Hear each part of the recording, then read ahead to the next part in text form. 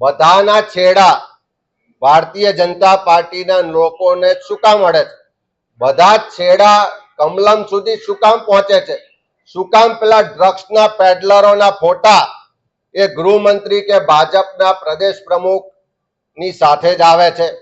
આ દાહોદના પ્રકરણમાં પણ તપાસ થશે તો ભાજપના મોટા નેતાઓ જ બહાર આવવાના છે. પણ આ તપાસના બહાના હેઠળ જે કરોડો રૂપિયાનો ભ્રષ્ટાચાર થયો છે, કૌભાંડ થયો છે, તમે વિચારો તો ખરા. નકલી કચેરીઓ પકડાય, નકલી અધિકારીઓ પકડાય, નકલી ધારાસભ્ય, નકલી પીએ પકડાય, નકલી ટોલ નાકા પકડાય.